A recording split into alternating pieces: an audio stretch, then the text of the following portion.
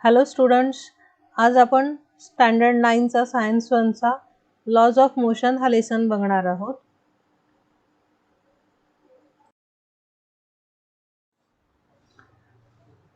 The distance traveled in one direction by an object in unit time is called its velocity. Distance किती travel करणार आहे आणि कुठल्या डायरेक्शनला करणार आहे त्यावरून आपण वेलॉसिटी ठरवत असतो. त्यामुळं इथं जी वेलॉसिटीची डेफिनेशन दिलेली आहे ती बघूया आपण. Distance travelled in one direction by an object in unit time असं सांगितलेलं आहे वेलॉसिटीची डेफिनेशन. म्हणजे जर एका डायरेक्शनला एक ऑब्जेक्ट जात असेल तर त्या डायरेक्शनला जाताना त्या ऑब्जेक्टला तेवढं डिस्टन्स कव्हर करण्यासाठी युनिट टाइम लागत असेल तर आपण त्याला वेलॉसिटी असं म्हणणार आहोत. तर ही झाली त्याची definition. Here unit time can be 1 second, 1 minute, 1 hour etcetera. म्हणजे युनिट टाइम, युनिट म्हणजे काय तर त्या टाइमचा युनिट वापरणार आहोत. त्याच्यासाठी आपण काय एकच युनिट, दोनच युनिट किंवा एकच मिनिट, 2 मिनिट असं नाही म्हणू शकत. तर ते 1 सेकंड असू शकतो, 1 मिनिट असू शकतो, 1 तास असू शकतो. याप्रमाणे आपण त्याचं युनिटमध्ये बदल करतो. If large units are used, 1 year can also be used as a unit of time. म्हणजे जर आपण मोठ्या प्रमाणातले युनिट बघणार असेल किंवा वापरणार आहोत तर त्यावेळेला 1 वर्ष पण त्याचं युनिट टाइममध्ये आपण घेऊ शकतो. युनिट ऑफ टाइममध्ये 1 वर्ष म्हणून घेणार आहोत. म्हणजे जर समजा आता आपण अर्थचं बघितलं तर अर्थला एका कंप्लीट रोटेशनसाठी सूर्याभोवतीचं 1 वर्ष लागतं. म्हणजे 365 डेज लागतात. त्यावेळेला आपलं 1 वर्ष कंप्लीट होतं. तर ते कव्हर करण्यासाठी, एक रोटेशन करण्यासाठी 1 वर्षाचा टाइम लागू शकतो. त्यावेळेला आपण त्याची वेलॉसिटी, डिस्प्लेसमेंट आणि टाइमनी काढू शकतो. Displacement that occurs in unit time is called velocity. म्हणजे जर एका युनिट टाइममध्ये त्याची डिस्प्लेसमेंट होत असेल तर त्याला आपण वेलॉसिटी असं म्हणतो. वेलॉसिटीचा फॉर्म्युला दिला आहे, velocity is equal to displacement upon time. आता आपण त्याचे एक्झाम्पल्स बघूया. In the first example on page 1, the straight line distance between the house of Sheetal and Sangeeta is 500 meter and that between Sangeeta's house and school is 1200 meter. Also, the straight line distance between Sheetal's house and school is 1300 meter. Suppose Sheetal takes 5 minutes to reach Sangeeta's house and then 24 minutes to reach school. आता इथं काय सांगितलं आपल्याला, पहिलं जे example बघितलं होतं त्याप्रमाणे शीतलच्या घरापासून संगीताचं घर जे होतं ते 500 मीटरवर होतं आणि संगीताच्या घरापासून स्कूल आहे ते 1200 मीटरवर होतं. पण डायरेक्टली जर आपण स्ट्रेट लाईनमध्ये बघितलं तर शीतलच्या घरापासून स्कूल जे होतं ते 1300 मीटरला होतं. तर हे जे डिस्टन्स आहे ते कव्हर करण्यासाठी तिला किती वेळ लागला ते सांगितले त्यांनी. म्हणजे शीतलच्या घरापासून संगीताचं घर 5 मिनिटांच्या अंतरावर आहे आणि तिथून स्कूल आहे ते 24 मिनिटांच्या अंतरावर आहे असं सांगितलेलं आहे.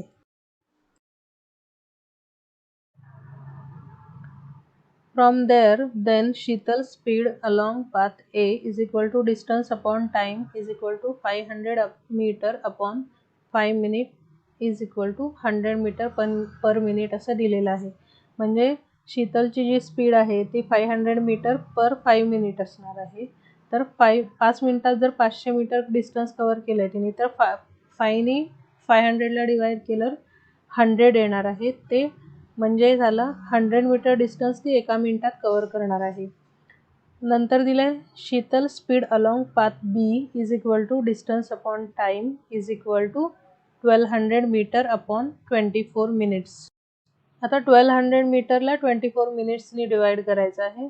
12 1 जा 12, 12 2 जा 24 आहे. परत 2नी त्या वरच्या 100ला डिवाइड केल्यानंतर 50 मीटर पर मिनिट असं आपलं आन्सर येणार आहे. म्हणजे नंतरची जी स्पीड आहे अलॉंग पाथ बीची स्पीड 50 मीटर झाली पर मिनिटला. म्हणजे तिची जी स्पीड आहे ती हाफ झाली आधीच्या स्पीडपेक्षा. म्हणून आता तिची ॲव्हरेज स्पीड काढणार आहोत आपण. Sheetal's average speed is equal to total distance upon total time.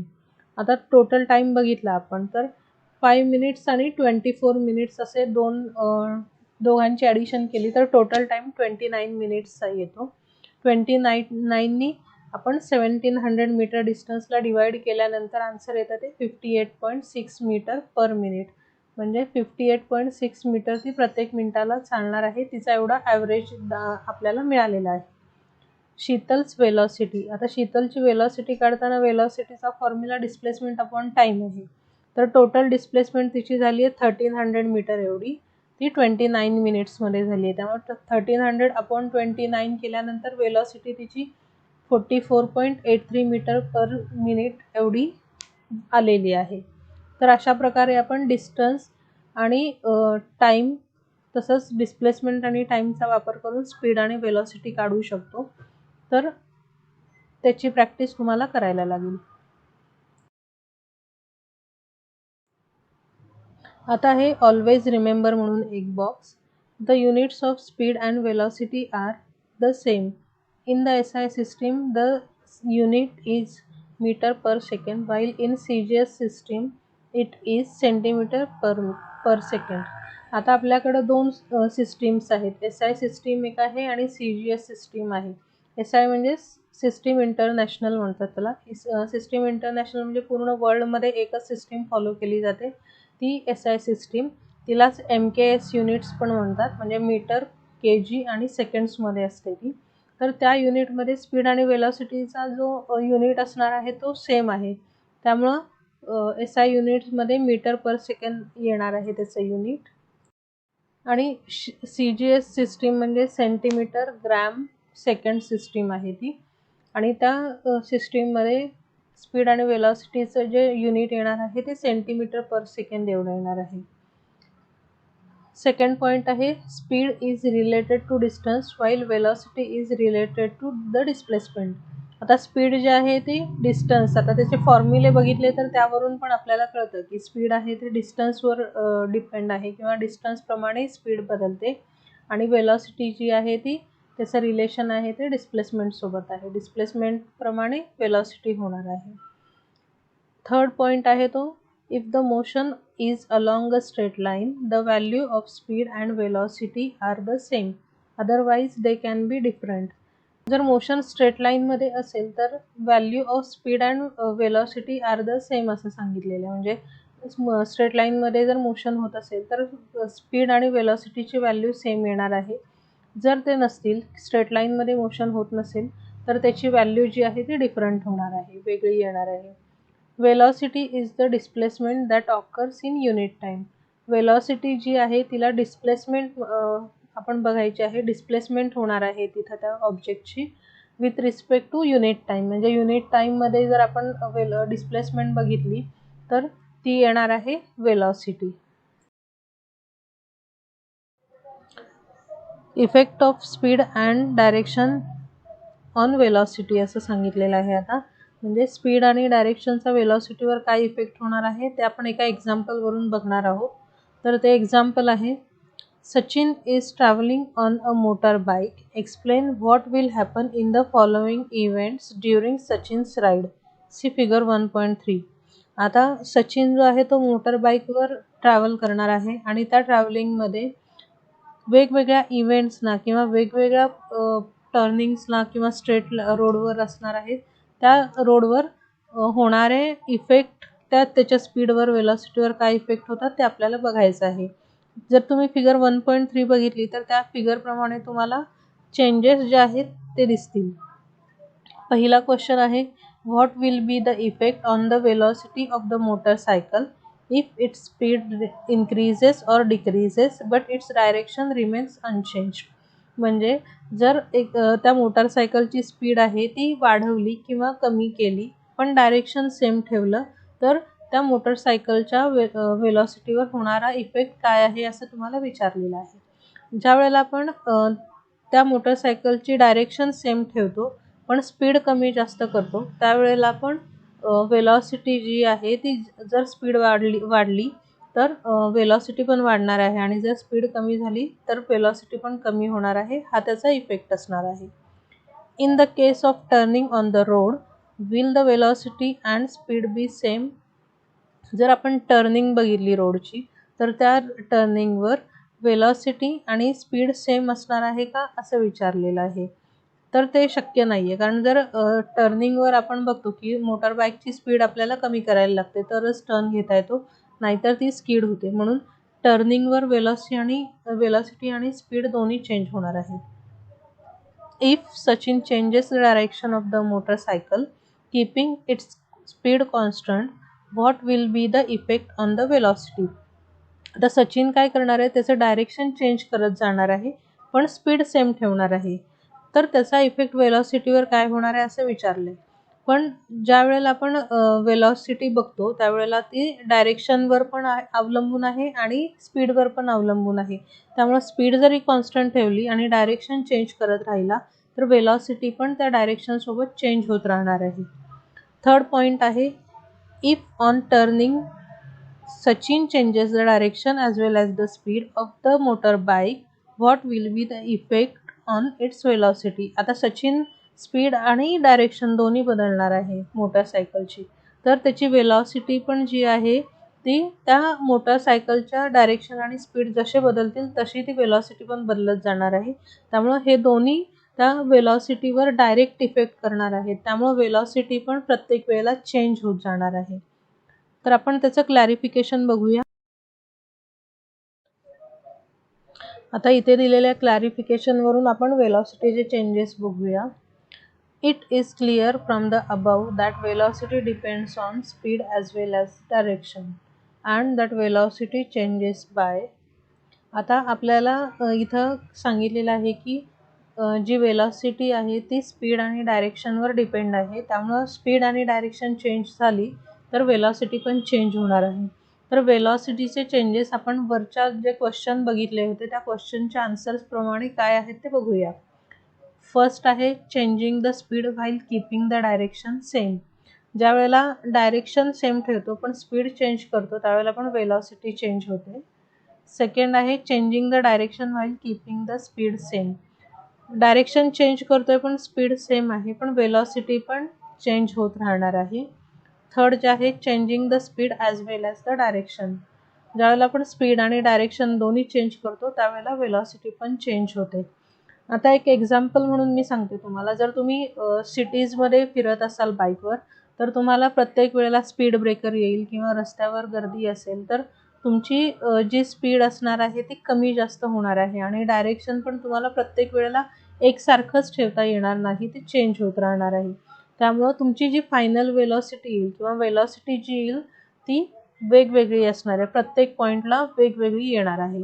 पण जर तुम्ही त्याचं कंपॅरिझन एखाद्या हायवेसोबत केलं किंवा हायवेवर जाताना मोटार बाईकची जी स्पीड असते त्याच्याबरोबर कंपेअर केलं तर शहरामधली जी स्पीड असणार आहे, वेलॉसिटी असणार आहे ती वेगळी असणार आहे किंवा बदलत जाणारी असणार आहे. आणि हायवेवर जर एका स्ट्रेट लाईनमध्ये सरळ खूप लांबपर्यंत जाता येत असेल तर आपण आपल्या मोटार बाईकची स्पीड आणि डायरेक्शन जे आहे ते दोन्ही कॉन्स्टंट ठेवू शकतो. त्यामुळे त्याची वेलॉसिटी पण कॉन्स्टंट राहू शकते बराच वेळ.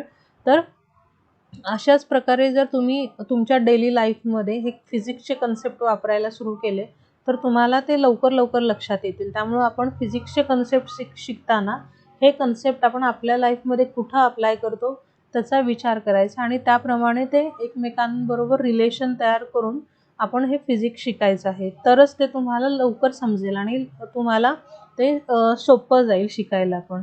त्यामुळे हे लक्षात ठेवा की आपल्याला डेली लाईफबरोबर या कन्सेप्टचं कंपॅरिझन करायचं आहे.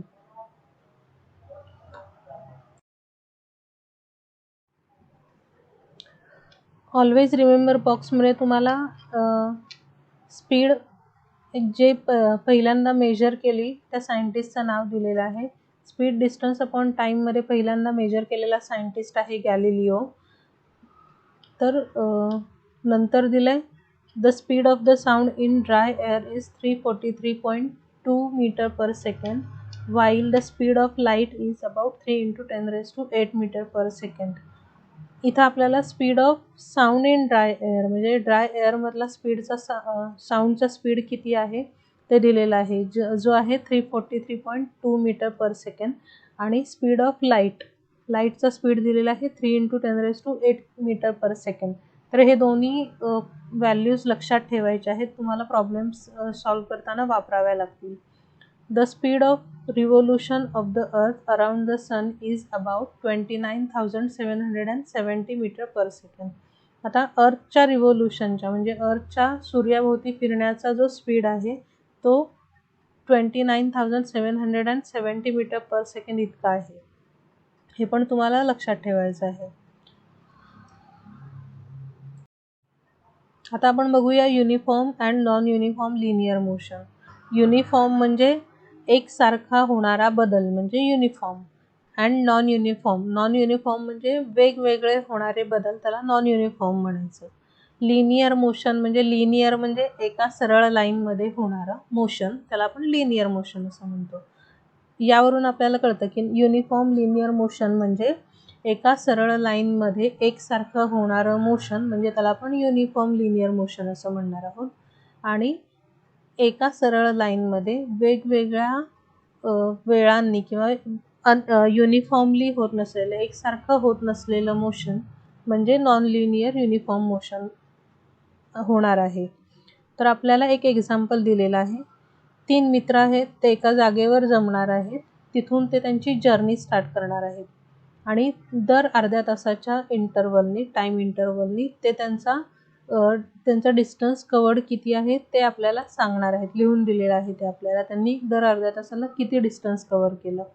तर त्यात आपल्याला आता युनिफॉर्म आणि नॉन युनिफॉर्म लिनियर मोशनमध्ये आहेत का युनिफॉर्म मोशनमध्येच आहेत ते बघायचं आहे. आपण ते एक्झाम्पल बघूया. आता त्यांनी एक बॉक्स दिलाय, time in the clock, distance covered by Amar in kilometre, distance covered by Akbar in kilometre, distance covered by Anthony in kilometre असं सांगितलेलं आहे. तर पहिल्यांदा आपण त्यांची जर्नी स्टार्ट झाली ती 5 o'clock त्यांनी जर्नी स्टार्ट केली. त्यावेळेला त्यांचं डिस्टन्स कवर्ड 0 असणार आहे, कारण ते तिथून एकाच वेळेला निघणार आहेत. त्यानंतर 5:30 म्हणजे अर्ध्या तासाच्या इंटरवल नंतर अमर जो आहे तो 20 किलोमीटर डिस्टन्स कव्हर केले त्यांनी. त्यानंतर अकबरनी 18 किलोमीटर डिस्टन्स कव्हर केले आणि अँथनीनी 14 किलोमीटर डिस्टन्स कव्हर केलं. आता ते दर अर्ध्या तासाचं डिस्टन्स कव्हर्ड किती आहे त्यांनी ते आपल्याला लिहून दिलेलं आहे. अमरचं बघितलं तर दर अर्ध्या तासाने त्यांनी 20 किलोमीटर डिस्टन्स कव्हर केलं आहे आणि त्याचं जे फायनल आहे डिस्टन्स 8 o'clock 120 किलोमीटर त्यांनी कव्हर केलं आहे. त्यानंतर अकबर बघितला आपण तर अकबर पहिल्या अर्ध्या तासात 18 किलोमीटर जातो, दुसऱ्या अर्ध्या तासात 18 किलोमीटर जातो, पण तिसऱ्या अर्ध्या तासात त्यांनी फक्त 6 किलोमीटरच डिस्टन्स कव्हर केलं आहे. आणि चौथा टाईम इंटरवल जो आहे त्या टाईम इंटरवलमध्ये एकदम 28 किलोमीटर्स डिस्टन्स कव्हर केलं आहे. त्यानंतर 25 किलोमीटर डिस्टन्स कव्हर केलं आणि शेवटी 15 किलोमीटर डिस्टन्स कव्हर करून तो 8 o'clock 120 किलोमीटर डिस्टन्स कव्हर करणार आहे. त्यानंतर अँथनी जो आहे त्यांनी दर अर्ध्या तासाने 14 किलोमीटर एवढंच डिस्टन्स कव्हर केलेलं आहे. जर शेवटी म्हणजे 8 o'clock तो फक्त 84 किलोमीटर त्यांनी कव्हर केलेलं आहे. त्यांनी अँथनीनी फायनल जे डिस्टन्स आहे त्यांचं ते कव्हर केलेलं नाही आहे, 84 किलोमीटरच केलं आहे. पण आता तिघांचं डिस्टन्स जर कम्पेअर केलं आपण टाईम इंटरवलसोबत तर अमरनी एक स्पीड आहे तो कॉन्स्टंट ठेवला आहे, म्हणजे 20 किलोमीटर प्रत्येक अर्ध्या तासाला तो तेवढंच कॉन्स्टंटली जातोय. पण अकबर जो आहे तो पहिल्यांदा 18 किलोमीटर केलं, दुसऱ्यांदा 18 किलोमीटर केलं, पण तिसऱ्यांदा त्याच्या मनात आलं की नाही आता आपण जरा निवांत राहूया, खाऊन पिऊन मस्त मजा करून जाऊया असं त्याला वाटलं. म्हणून तो काय करणार तिथं थांबणार आणि फक्त 6 किलोमीटरच त्यांनी कव्हर केलं.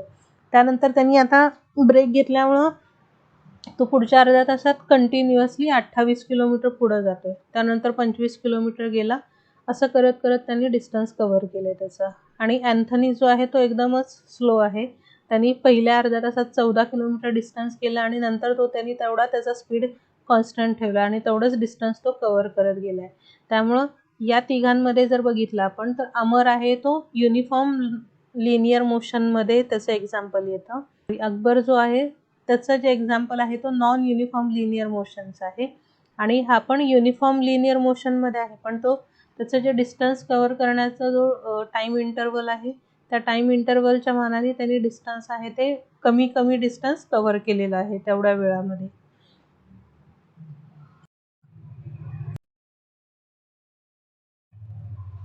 आता यूज युअर ब्रेन पॉवर असं सांगितलेलं आहे. यूज युअर ब्रेन पॉवरमध्ये त्यांनी वर जे एक्झाम्पल होतं त्याच्याबद्दल क्वेश्चन्स विचारलेले आहेत. फर्स्ट क्वेश्चन आहे, what is the time interval between the noting of distances made by Amar, Akbar and Anthony. आता त्या तिघांनी जो टाइम इंटरवल वापरला आहे डिस्टन्स नोट करण्याचा, तो दर अर्ध्या तासाचा आहे. हाफ ॲन आवर लिहू शकतो आपण. Time interval is 30 minutes. Who has covered equal distances in equal time intervals. आता याचं आन्सर आहे अमर. अमरनी दर अर्ध्या तासाला 20 किलोमीटर डिस्टन्स कव्हर केलेला आहे आणि ते प्रत्येक वेळेला सेम आहे, त्यामुळं अमर त्याचं आन्सर झालं. थर्ड क्वेश्चन आहे, are all the distances covered by Akbar in the fix time intervals the same. अकबरने केलेलं डिस्टन्स प्रत्येक इंटरवलला सेम होतं का? नाही, नव्हतं. ते वेगवेगळं होतं. त्यामुळे अकबर जो येतो तो नॉन युनिफॉर्म लिनियर मोशनचं एक्झाम्पल आहे. चौथा क्वेश्चन आहे, considering the distances covered bye Amar, Akbar and Anthony in fix time intervals, what can you say about their speeds. आता तिघांची जर स्पीड बघितली आपण तर तिघांच्या स्पीडमध्ये अमरची स्पीड आहे ती सगळीकडं कॉन्स्टंट दिसते. अकबरची आहे ती कमी जास्त होत राहणार आहे, पण त्यांनी सगळं डिस्टन्स कव्हर केले. म्हणजे त्यांनी 120 किलोमीटर डिसाईड केलं असेल तर त्या दोघांनी डिस्टन्स कव्हर केलं तेवढं. पण अँथनी जो आहे तो त्याची स्पीड पण कमी आहे, डिस्टन्स ट्रॅव्हल करण्याचा जो डिस्टन्स कव्हर करण्याचा स्पीड आहे तो पण कमी आहे आणि डिस्टन्स पण कमी कव्हर केलं आहे त्यांनी. तर त्या तिघांच्या स्पीडचं कंपॅरिझन केलं तर अकबरची स्पीड आहे ती वेगवेगळी होती, पण अमर आणि अँथनीची स्पीड आहे ती सेम, त्यांच्या टाइम इंटरवलप्रमाणे सेम होती. If an object covers equal distances in equal time intervals, it is said to be moving with uniform speed. आता दिलेलं आहे की जर ऑब्जेक्ट आहे तो इक्वल डिस्टन्स इक्वल टाइम इंटरवलमध्ये कव्हर करत असेल तर तो जो ऑब्जेक्ट आहे तो युनिफॉर्म स्पीडने मूव्ह करत आहे असं आपण म्हणतो.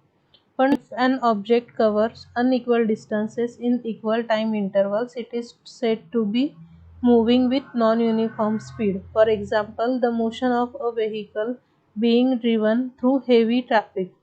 म्हणजे जर इक्वल टाइम इंटरवल्समध्ये वेगवेगळं डिस्टन्स कव्हर केलं जात असेल तर त्या ऑब्जेक्टच्या स्पीडला नॉन युनिफॉर्म स्पीड असं म्हणतो. त्याचं एक एक्झाम्पल दिलेलं आहे. जर आपण हेवी ट्रॅफिक असलेल्या ठिकाणी जर बघितलं आपण तर खूप जास्त ट्रॅफिक असेल तर आपली स्पीड आहे ती कॉन्स्टंट राहणार नाही, ती सारखं बदलत राहणार आहे. जर पुढची वाहनं पुढं सरकली तरच आपण मागची वाहनं जी असतील ते पुढं जातात असं म्हणतो. तर त्यावेळेला त्या कंडिशनमध्ये टाइम इंटरवल जो असणार आहे तो सेम असला तरी पण स्पीड आणि डिस्टन्स कव्हर जे केलं जातं ते वेगवेगळं असणार आहे.